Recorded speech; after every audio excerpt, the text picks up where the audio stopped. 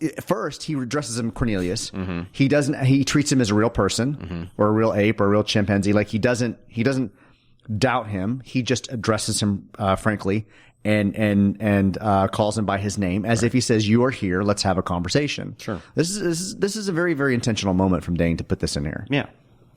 But they finally get to a big piece of thing that I've always been wondering how. Big piece of thing? I don't know Big piece where of thing. Big piece Can of I have a thing. slice That of is that? the name of this episode. A big piece of thing. They finally address the elephant in the room, the fact that Or the they're all chimpanzees in speaking the the room. same language. Right. And they go, "You speak English?" And he goes, "What is English?" I thought the same thing. They at least acknowledge this hidden mystery, that they're speaking the same language. He doesn't know, obviously, it's called English, but it is somehow Finally that was addressed, able yeah. to survive and pass But down. also it finally addresses how Taylor was able to speak to them in the future, and they're True. speaking the same language, and Taylor never went, "How come you can speak English?" Right. And they never addressed this back then when they should have. Already, just in these last 2 minutes, the interaction between people, the strangers in strange lands, is much more intelligent than what we've seen before. They're truly you have eyes, I have eyes. The idea that there's commonality. How did that occur? So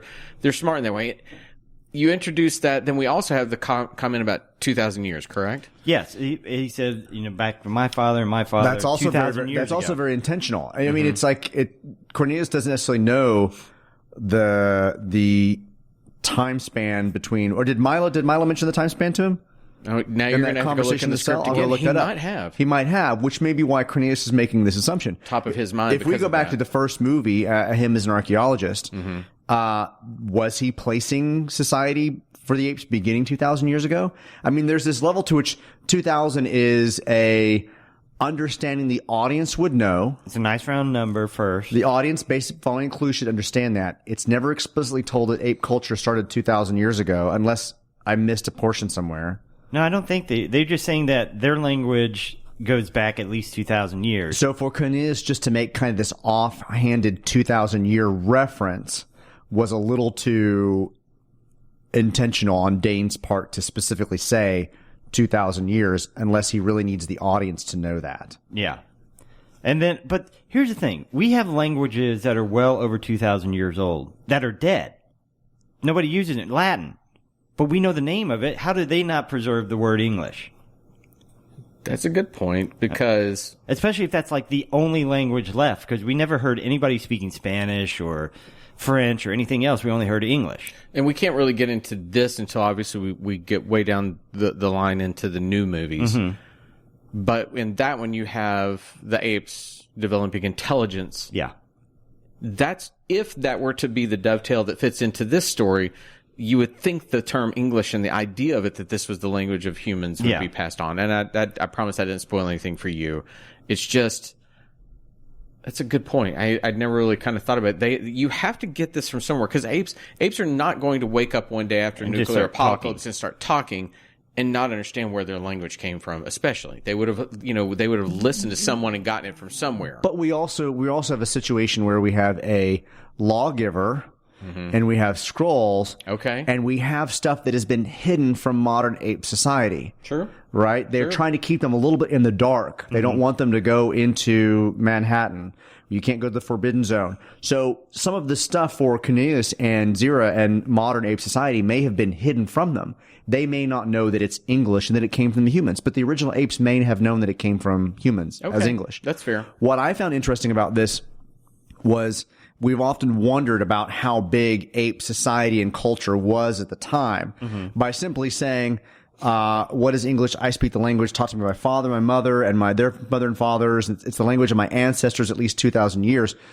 It would to me almost suggest that ape society was not global at the time, that ape society was still very, very much small and regional, because otherwise they would have developed dialects and other languages as time had passed. And if you think about the first movie, all we see, though, is a very small sect. We see one town. That is it. We don't see that it's global. Right. Well, they've been around for 2,000 years, so clearly they weren't primating. They weren't ape mating. They weren't mating. They weren't don't breed doing, like bunnies? They weren't doing enough, right? Right. I mean, their humans are around everywhere. Right. It was just, I found the use of the fact that language in 2,000 years had not evolved Changed to dialects and other types of language that Well, yeah, I mean, English, just from, Shakespeare's to us, if you go back and listen to it, would sound so different than it would sound now. Unless you're on this council and then you still speak as though I mean, it would, I'm only basing on the stuff I know from the movies. It would suggest to me that ape culture grew up around the eastern United States seaboard and stayed there and didn't really expand much beyond that for 2,000 years, which is a really slow expansion. Then we also have God created the ape in his own image. This is the second time they've referenced God and not in the this lawgiver. movie and not the lawgiver. So I have a real problem with Is that. the lawgiver supposed to be Christ then? Their Christ figure? Or is the lawgiver supposed to be their God? Maybe he's Moses. Maybe I give you these 15 laws. 10. Maybe it's like God is supposed to also be named Yahweh, so it's the lawgiver is God. I don't know. I mean, in society today, I'm going from a Judeo-Christian name. I mean, society today. I mean, correct me if I'm wrong, because I don't have really this background. I've heard people use God kind of interchangeable for a lot of different concepts and beings. They could be using God right here because, earlier it was said privately. Yeah, this is being said publicly.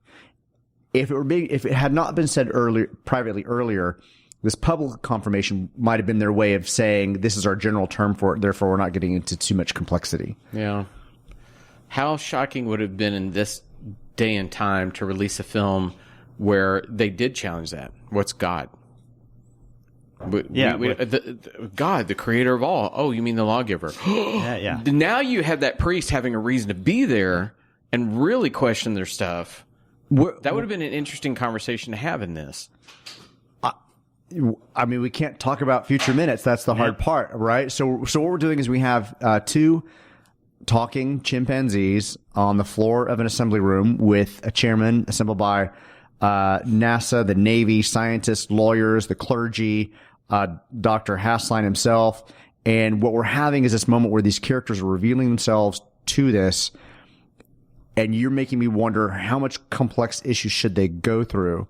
Because right now, because of the laughter that's happening in the room, they're winning over the audience behind them. So you don't want to lose them with a theological debate? You wouldn't want to lose them. Now, I'm not talking about the next couple of minutes, but right now in this moment, they're winning over the audience, and that's what they need. And I don't know that the complexity would have been a great argument, but where would it have taken them negatively? Well, and I don't disagree, but I think that's the sign of this film being made in the 70s, and if this film were made today. This film's made today, that's exactly what they go to. They almost don't care. It's almost like you had him, you lost him. And I just find it very interesting that intentionally they don't know what English is, but they're okay with God. They can understand that nomenclature. That's the Empire Strikes Back. I'll see you in hell. It is a little bit. You're basically referencing and understanding, interacting with concepts that should be foreign to you. Yeah. May the force be with you. And with you. All right. That is the end of minute 27. We'll be back tomorrow with, guess what? Minute 28? Oh, hey, it'll be comic book day. What? It'll be comic book day Wednesday. Oh, comic book day. That really did not sound like that in my headphones. I don't know what I thought you said. Let me just, because she starts this conversation that we're going to pick up in the next minute. Okay, yeah. I just want to bring back this idea. Yep. So Cornelius brings up the idea of God created apes. Zero interjects and says, nonsense. As an intellectual, Cornelius, you know damned well that gorillas are a bunch of militaristic nincompoops. I do not know what baited her to jump up and add these concepts. You're worried about the concept of God being introduced to where they could go. Zira is now doing it, bringing up their culture and society in such a way that doesn't make sense to the audience around her.